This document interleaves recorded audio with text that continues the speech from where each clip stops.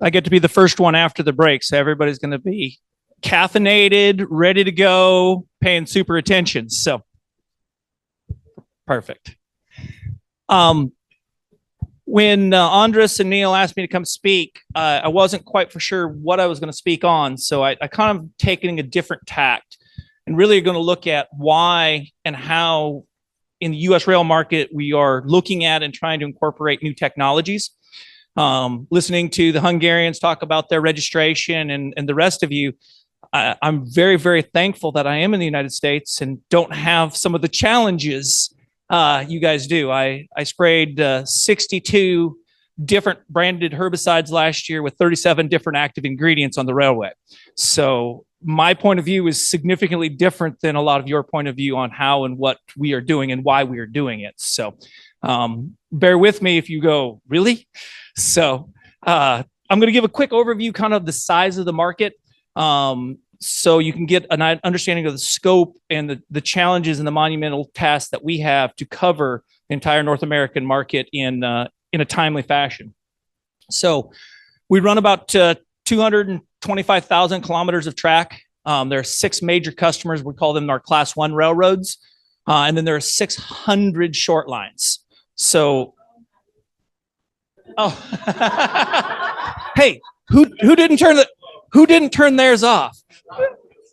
So, you could just take it out. So, the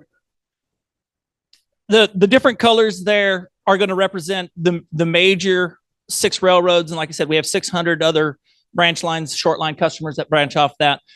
The U.S. rail market sprays roughly 1 million acres of herbicide annually, or about 450,000 hectares, to give you an idea of what we're trying to accomplish in North America. And the question is, and it's been answered lots of times, but why in North America are we spraying 1 million acres of herbicides? What is the purpose of it? You know, why do we control vegetation on railroad? Why do we control weeds? Why do we control vegetation at all? And the answer, for at least for the American rail market, is for safety. And it comes down to human safety first, economic safety second, and environmental safety third. And in the US, it would be in that order for priority. Where I'd say in Europe, you probably would swap those. Economic would be the bottom, environmental would be top, human would be second. So it's a different mentality, different mindset as far as I'm concerned on how and why we go about what we go about, and why probably we're allowed to do some of the things we're allowed to do because of the way that those things in that order come out. We do a preventative strategy. Our intent is to never allow any vegetation to occur on the rail tracks at any point throughout the season. So we start preventative and then move to a curative measures. We are trying to control between 8.5 and 9.75 meters pattern, 100% free of vegetation. And the curative phase really is in two phases. So one is anywhere we were not allowed to spray the first time we have breakthroughs or noxious weeds. So giant hogweed, talked about that. We have several invasive species that from a state and local level are of high priority and high importance for local governments for us to control. And that's where we do more of a selective outside of that 9-meter zone where we start going after those invasive species. And you know, that's what we shoot for our track to look like for all 2,500 kilometers. Same in the rail yards. We try to spray every track every year.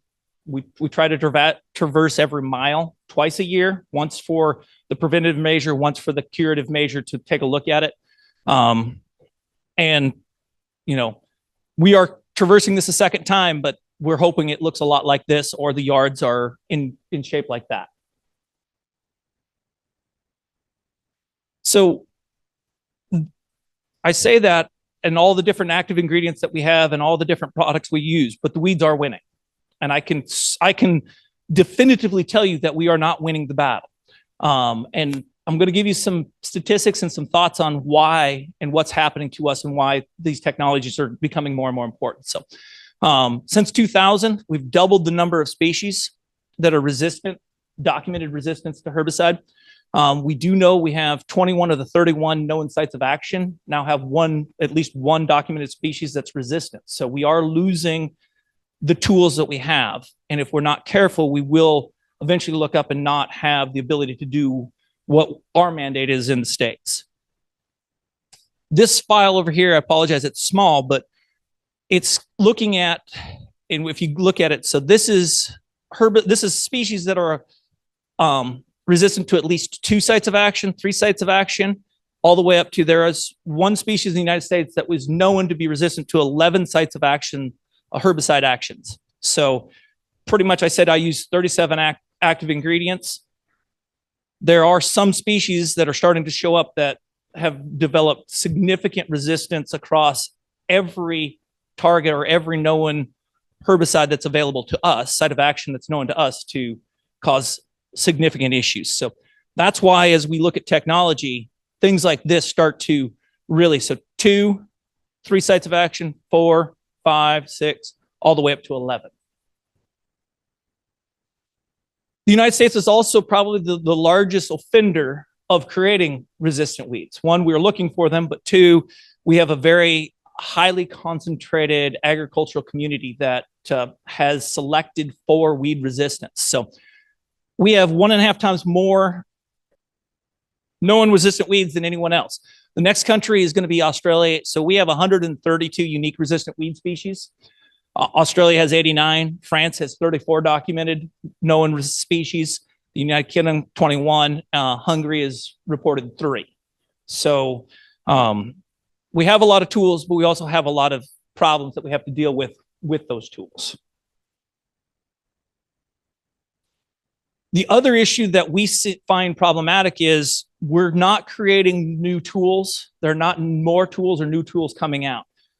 The last new group that's been recognized by the Weed Science Society of America is a group 28 that came out in 2020 by FMC. It's a rice herbicide that's going to be commercialized here in 2023. But prior to that was group 13 in 1980.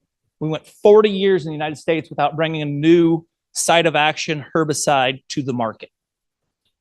40 years of repeat use without proper use causes significant selection, and over significant time with significant selection, we are allowing and we are training the weeds to defeat us, is essentially what we're doing. And that's why it's important that we take the tools we have, we use technology, we use everything that's at our disposal to make sure that we are doing everything in our power to not lose additional tools or create more of a problem. The challenge that we have, at least in the rail market in the United States, is 40% of all agricultural products are traversed by rail. A majority of the central, highly resistant weeds. So what I'm trying to do here is I'm trying to show you where the majority of the resistant species are, where the majority of our tracks are. And we are bringing the resistant weed species down the track and transporting them from Illinois. So corn from Illinois is either coming down the Mississippi River and it's being exported out of New Orleans, or it's crossing the country on the northern transcon and going out of Seattle to China and Asia. We're taking those species with us, those species that are not native to Montana, Wyoming, Washington. We're dragging herbicide-resistant species with us, and as we trickle a little corn, we trickle a little weed seed out all the way along that route, and we are contributing to the spread of those weed seeds pretty significantly. And as you can see, it's the overlay of tracks and the overlay of resistant weeds is something that's challenging to us. The other thing we have that is a challenge is in the U.S. rail market, we don't have well-defined corridors that are defended. So in Europe, I see good fences and I see good defined corridors.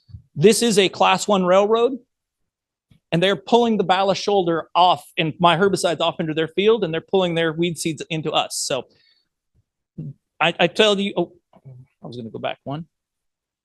We are trying and we are spraying out to here, and they're planting about 3 meters of corn or soybeans on the railroad, not only on the railroad right away, in my pattern.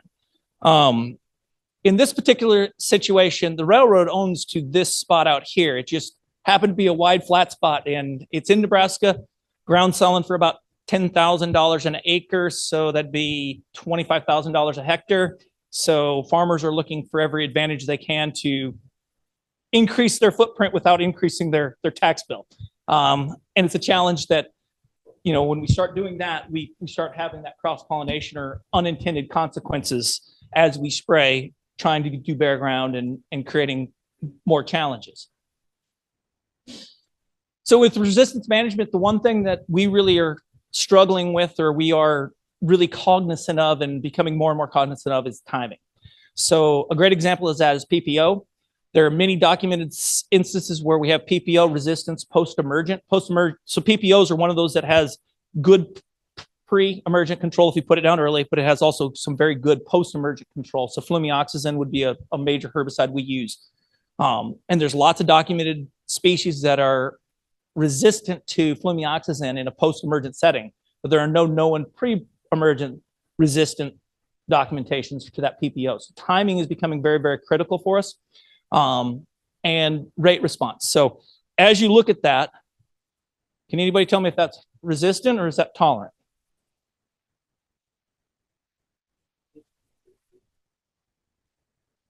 I can't tell you. It could be a rate, it could be a tolerance. So until you genetically treat it and test it, you don't know if it's tolerant or if it's resistant. It's impossible for you to do that. And that's why some of these countries aren't showing many resistant weeds, is because we're not testing the weeds for it. We just know that whatever we had used in the past no longer is working. Or I used to use 8 ounces of glyphosate on it. Now I'm using 64 ounces of glyphosate on it, but it'll die if I put 64 ounces of glyphosate on it. So it's a rate response.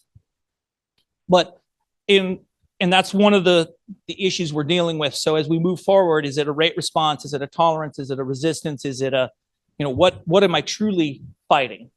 Or is it a coverage issue?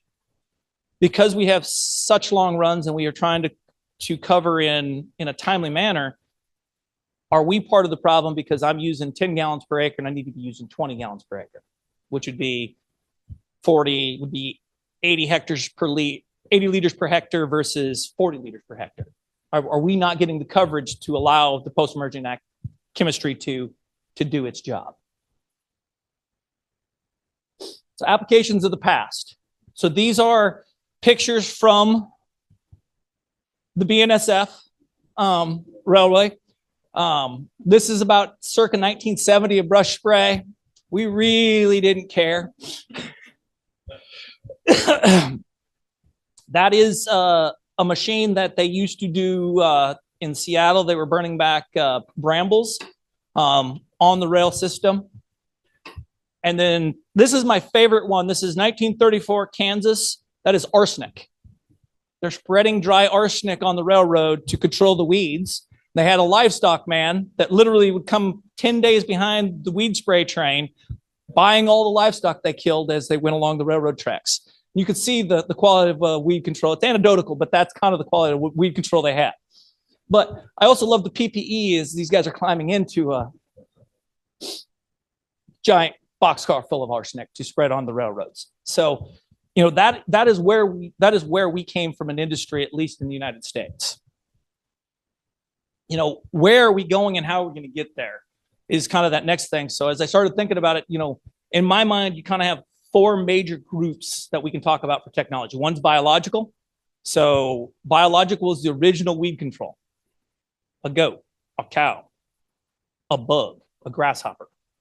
You have mechanical, which is Betty goes out with her hands in her gloves and she pulls every weed along the way. We have cultural, which would be we are going to live with a certain amount of vegetation on our railways because we've decided that there's less harm in that cultural grass being on a railway than having a clean railway system. And then we have herbicidal. So those are kind of my thoughts. And then as I've looked at and been to rail shows and we're looking at in the United States, the CSX is currently building an electrification car where they're trying to use electric current to control it. Fire is coming back around, specifically in Canada. Steam has been tried multiple times. The problem, at least in the States, for steam is one, controlling it, and two, the sheer amount of power and energy it takes to heat the water is becoming problematic. Robots and lasers in high value agricultural crops looks like it is a viable option. We're going to talk about how we measure these things in the US and why, and some aren't, and then the see and spray technologies that are starting to get incorporated. So as we look at it in the US market, we're really going to evaluate new technologies on 5 things in my mind. And as I talk to customers, or customers talk to me, we evaluate first on safety. Is it a safe process and procedure? The speed at which we can do it. Can we get across the rail network and get it accomplished? Accuracy, effectiveness and efficiencies, and then cost. Those are kind of the 5 things. And then, old school. There is a group in Australia that is using goats to control weeds on railway systems today. I've got another picture where it's about 100 goats all have their safety vests on a railway. Safe, not so much for the goats. Speed, really not. Accuracy, it's going to be eating everything, and we probably are encouraging growth in the future because we are creating biodeposits of organic matter in the ballast that's going to generate future weed growth. Effectiveness, because we're doing that, we're fertilizing the weeds, not so good, and cost is quite high. So not the best option. Electrification is working in high value target areas. It is a potential.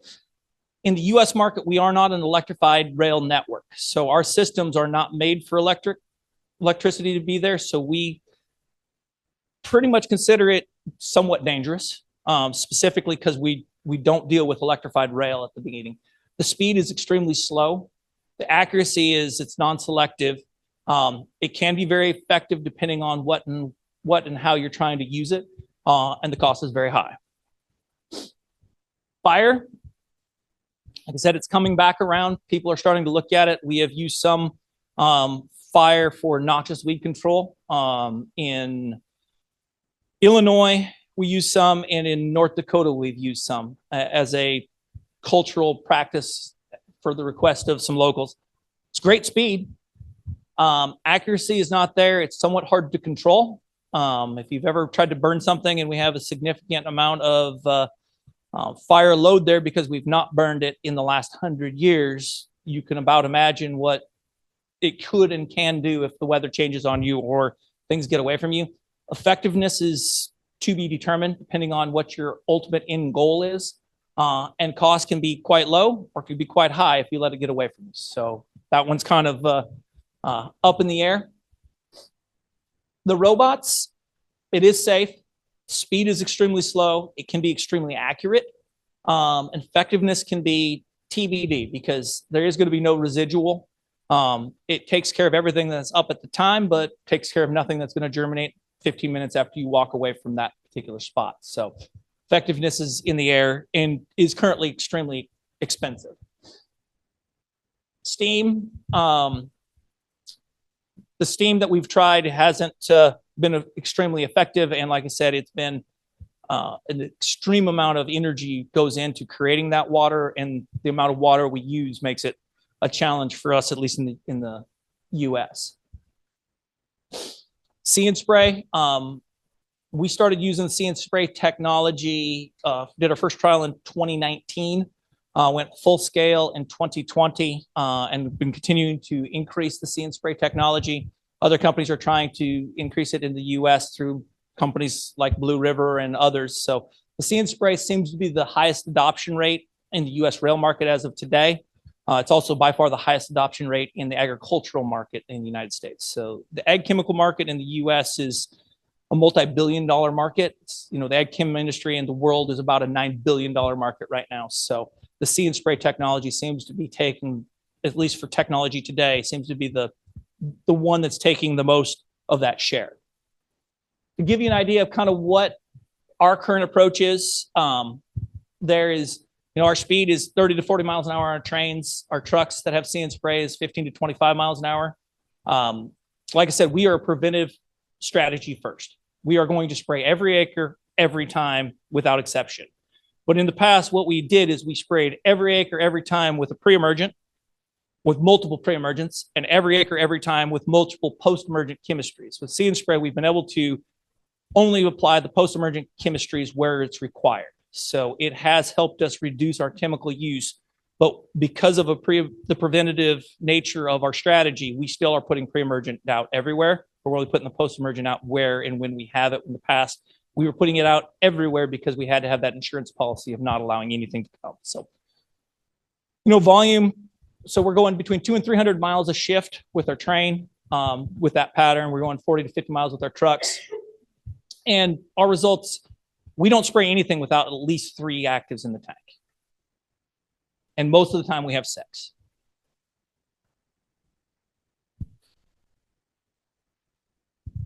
Over 50% of our shifts to date are run at night. And it's another thing we like about the train is it allows us to run at night, where our trucks, for safety reasons, we cannot do that. And we get away from wind drift, and we get away from interaction with the public, which tends to dampen down out of sight, out of mind type of philosophy, and has really dampened down the response we have to do to the public or have coming in there. So, to give you an idea, since 2020 with my trains, I've sprayed 162,000 hectares, or 62,000 hectares, sorry, 162,000. Oh, sorry, no, I did convert that all to hectares. So in 2023, I did 62,000 hectares with my train.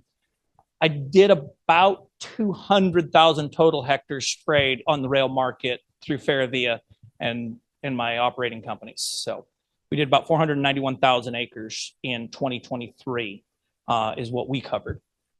And of that, 62,000 was with Seeing Eye with the train. I have 5 Seeing Eye trucks, so that's going to pick up about another 100,000 acres, and then the rest were my conventional trucks. My glyphosate use just on the train, 15,250 gallons. Some people are thinking that's a lot. That actually is a very low number. To give people an understanding, before we got the Seeing Eye technology, I'd use between 120 and 150,000 gallons of glyphosate annually. So this isn't my entire use. This was just through the Seeing Eye technology, but for as many acres as we covered, that's a huge reduction for us. The future, where do I see this thing going? And we're working with partners to try to get here, but our future really is down to identifying individual plant species and specimens at speed and do an injection with, instead of 6 active ingredients, because I know I have these species in this next 200 miles, I'm putting the right active at the right place at the right time. Now, every acre and every foot is still going to have herbicide hit it. That's until the thought process changes in the United States, we are still going to spray out of phase. But where and what we spray is going to change dramatically once we have that ability to ID plants at the time of application. And then when we can start building those maps and do predictive analytics on weather and on known species in an area, what should we be spraying at a given time? When should we be spraying it? When do we need to be back so we don't have something come up back to that timing, pre versus post, and move forward. So I think those are the future and where we're going. We're trying to get there. We are working with partners right now on that ID piece. I also am working with some partners on satellite and photo monitoring. So we're buying pixels down to 10 centimeters to watch where we get vegetation growth mid-season to help us predict and to help us determine our schedules to take trucks back. So we're dealing with small vegetation instead of large vegetation when we go there to spray, because use rates and how we approach, Ian has seen it, how we approach 6-foot kochia is a lot different than how we approach 6-inch kochia. And kochia will get 6 feet tall on you.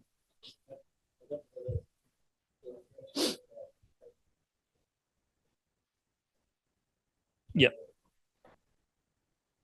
So a single kochia plant, they call it tumbleweed in the West. So a single kochia plant will create 2 to 3 million seeds. can get up to 6 foot tall, can get up to 6 foot across, and then breaks off and the wind blows it. And if you look at the spread of ALS resistant weeds in the United States, really came from products like chlorsulfuron. They were extremely effective, extremely selective on kochia. And it took us 3 years to develop chlorsulfuron resistance for kochia plants, because you had that 1 in 100 million plant that didn't die, but we're producing 3 million seeds per plant. They're putting it out. It was supposed to go out at 1/3 of an ounce an acre. People were putting it out at 1/30 of an ounce an acre because it was $100 an ounce. So they were trying to squeeze it, and we created our own problems. So if you want to look at herbicide resistance and evolution of resistant plants, ALS is really what started it for us in the mid-'80s on chlorsulfuron. We brought it out in '84. We had widespread, significant ALS resistant kochia plants by '87. And there's pictures of aerial photos of just trails of herbicide resistant kochia through wheat fields where one tumbleweed with one resistant plant that they didn't take care of blew across an entire county, spreading the seed the whole way. I don't have that picture. I've got it in other presentations, but it's that I will use chlorsulfuron in 1984 is when we started weed resistance and creating a problem for ourselves in the United States. Hey, I finished without the thing yelling at me. Any questions?